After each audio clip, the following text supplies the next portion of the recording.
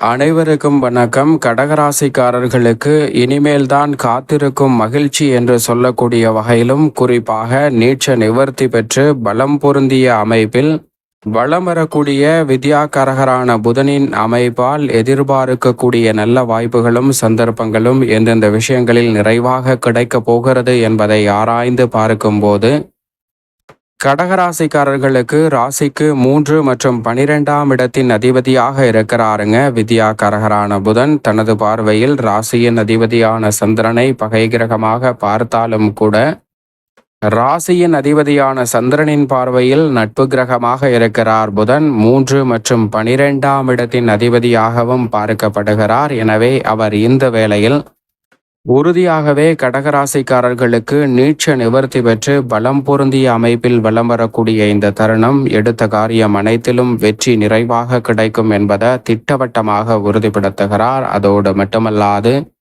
கடகராசிக்காரர்களுக்கு 3 மற்றும் 12ஆம் இடத்தின் அதிபதியாக பார்க்கப்படுகிறார். தைரியாதிபதியும் விரையாதிபதியுமாக இருக்கக்கூடிய புதன் நீட்ச நிவர்த்தி பெற்று கர்மஸ்தானத்தில் உச்சம் பெற்றிருக்கக்கூடிய சூரியனுடன் வலுவாக இணைந்து மிக வலுவாக சுகஸ்தானமாகிய 4ஆம் இடத்தை சப்தம பார்வையால் பார்க்கிறார். எனவே தவிடுபடியாகும் அனைத்து வகையான தடைகளும் சிறப்பான வளர்ச்சியும் முன்னேற்றமும் உறுதியாகவே இந்த வேளையில் கடகராசிக்காரர்களை தேடி வரும். அதிலும் குறிப்பாக இந்த வேளையில் நீட்ச நிவர்த்தி பெற்று பலம் பொருந்திய அமைப்பில் புதன் எழுதும் தலைவிதி என்று சொல்லக்கூடிய வகையில் பல விஷயங்களில் தெளிவு பிறப்பதோடு சிறப்பான மனநிலையுடன் பல விஷயங்களை கையாளுவதற்கான அற்புதமான யோகம் கிடைக்கிறது. குழப்பங்களை தவிர்த்து முன்னேற்றம் நிறைவாக பெற முடியும் என்பதை திட்டவட்டமாக எடுத்து காட்டுகிறார். உதாரணமாக, ஒரு மிகப்பெரிய சாம்ராஜ்யத்தின் அரசராக இருக்கக்கூடிய அரசர் ஒரு போட்டி ஒன்றை அறிவிக்கிறார். அது என்ன போட்டி என்றால், தனது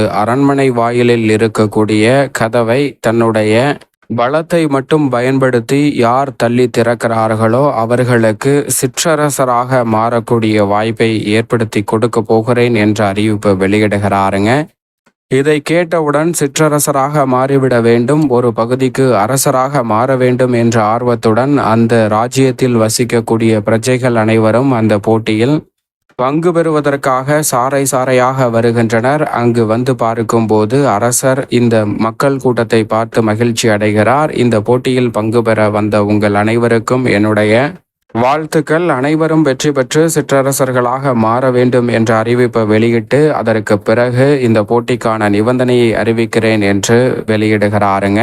அந்த அறிவிப்பில், இந்த போட்டியில் வெற்றி பெற்றால் சிற்றரசராகலாம், ஆனால் தோல்வி அடைந்தால் உங்களுடைய 2 கைகளும் வெட்டப்படும் என்ற அறிவிப்பை வெளியிடுகிறார். இதை கேட்டவுடன் அந்த போட்டியில் பங்கு பெற வேண்டும் என்று ஆர்வத்தில் மிகுந்த உற்சாகத்துடன் வந்த அனைவருடைய மனதிலும் சோகம் குடிகொள்கிறது. இந்த போட்டியில் பங்கு பெற வேண்டாம் என பின்னோக்கி செல்கின்றனர்.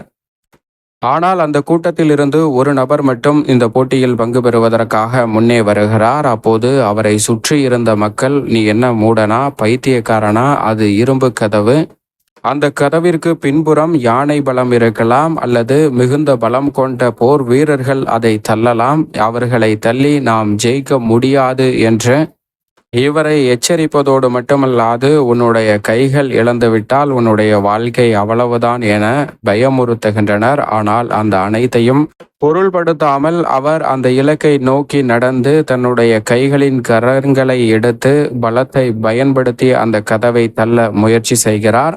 எளிதாக அந்த கதவு திறந்து விடுகிறது. ஏனென்றால் அந்த கதவிற்கு தாழ்பால் கூட இடவில்லை. இது போன்றுதான் நம்மளுடைய வாழ்விலும் சில விஷயங்களுக்கு நாம் செய்யக்கூடிய சிறு முயற்சி கூட மிக பெரிய அளவிலான வெற்றியை ஏற்படுத்தி கொடுக்கும். ஆனால் இந்த மக்கள் எப்படி அந்த முயற்சியை செய்யாமலே தோல்வியை தழுவினார்களோ, அதே போன்று நாமும் நம் மனதில் உள்ள பல திட்டங்களை முயற்சி செய்தால் இது நடந்துடுமோ, அது நடந்துடுமோ, இப்படி ஆயிடுமோ, அப்படி ஆயிடுமோ என்று நம்மளுடைய திட்டங்களை திட்ட வடிவிலே தோல்வி செய்ய விடுகிறோம். அதை முயற்சி செய்து தோற்றிருந்தாலும் கூட பரவாயில்லை, அதை முயற்சி செய்யாமலே தோல்வியை தழுவிடுகிறோம் என்பதுதான் யதார்த்தமான உண்மையாக பார்க்கப்படுகிறது. ஆனால் இந்த கதையில் வரக்கூடிய அந்த நபர் சிற்றரசராகவும் பிறகு அரசராகவும் பிறகு மிக பெரிய சாம்ராஜ்யத்தின் சக்கரவர்த்தியாகவும் மாறுகிறார். அவர் யார் என்று தெரிந்தால் நிச்சயம் கமெண்ட் பாக்ஸில் பதிவிடுங்க. நீங்கள் யார் என்று நினைக்கிறீர்களோ அவர்களை பெயரையும் பதிவிடுங்க, பார்ப்போம்.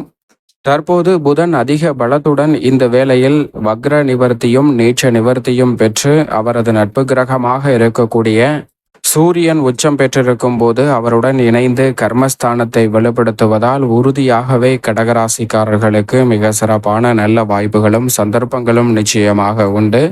ஏனென்றால் ராசியின் அதிபதியான சந்திரனின் பார்வையில் நட்பு கிரகமாக இருக்கிறாருங்க புதன். நீங்கள் நினைப்பதை காட்டிலும் மிக சிறப்பான அறிவாற்றலையும் மதிநுட்பத்தையும் இந்த தருணத்தில் கொடுப்பதால் இல்லத்தில் எழக்கூடிய பல பிரச்சனைகளை நன்கு தீர்வு காணக்கூடிய முழுகரையில் நல்ல வாய்ப்புகளும் சந்தர்ப்பங்களும் இந்த வேளையில் எளிதில் உங்களை தேடி வரும்.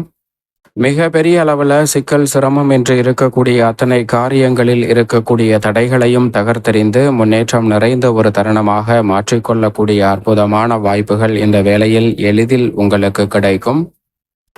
எவ்வளவு சவால் நிறைந்த பணிகளாக இருந்தாலும் அதை சிறப்பாக மாற்றிக்கொள்ளக்கூடிய வாய்ப்பையும் காத்திருக்கும் மகிழ்ச்சி என்று சொல்லக்கூடிய வகையில் இந்த தருணத்தில் நேர்முக தேர்வு, எழுத்து தேர்வு மற்றும் புதிய வேலை வாய்ப்பு, தொழில் ரீதியான புதிய முயற்சி என பலவற்றை மேற்கொள்ளக்கூடிய கடகராசிக்காரர்களுக்கு உங்களுடைய முயற்சியில் எளிதில் வெற்றி பெறுவதற்கான நல்ல வாய்ப்பும் சந்தர்ப்பமும் இந்த வேளையில் கிடைக்கிறது என்பதை வித்யாகாரகரான புதன் திட்டவட்டமாக எடுத்து காட்டுகிறார். எனவே தயக்கங்களை தவிர்த்து இந்த தருணத்தில் மிக சிறப்பான வாய்ப்புகளை உருவாக்கி கொள்ளக்கூடிய சந்தர்ப்பத்தை நீச்ச நிவர்த்தி பெற்று பலம் பொருந்திய அமைப்பில் எழுதக்கூடிய தலைவிதியாக கடகராசிக்காரர்களுக்கு அமைய போகிறது.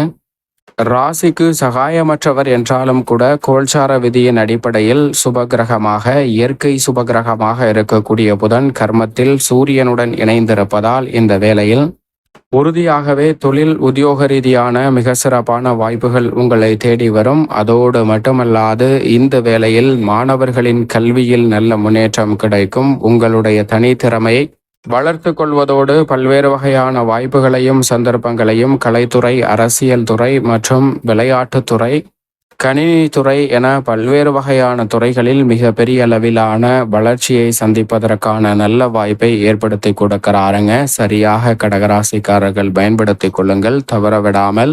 சிறப்பாக பயன்படுத்தி கொள்ளும் போது மிக பெரிய அளவிலான வளர்ச்சியும் முன்னேற்ற வாய்ப்புகளும் இந்த தருணத்தில் உறுதியாகவே கடகராசிக்காரர்களை தேடி வரும். நெருக்கடிகள், சிரமங்கள் விலகி முன்னேற்றம் நிறைந்த ஒரு தருணமாக அமையும். மேலும் இந்த தருணத்தை சாதகமாக மாற்றிக்கொள்ள உறுதியாக கடகராசிக்காரர்கள் பொன் கிடைத்தாலும் புதன் கிடைக்காது என்று சொல்லக்கூடிய புதன்கிழமை விரதமிருந்து அருகாமையில் உள்ள பெருமாள் ஆலயம் சென்று தீபம் ஏற்றி வழிபாடு செய்யுங்கள். தடைதாமதம் தகர்த்தெறியப்பட்டு தங்களுடைய வாழ்வில் மகிழ்ச்சியும் இனிமையும் நிறைவாக கைகூடுவதற்கான முதன்மையான அதிர்ஷ்ட யோகம் நிச்சயமாக கடகராசிக்காரர்களை தேடி வரும் என்பதில் சந்தேகமே இல்லை.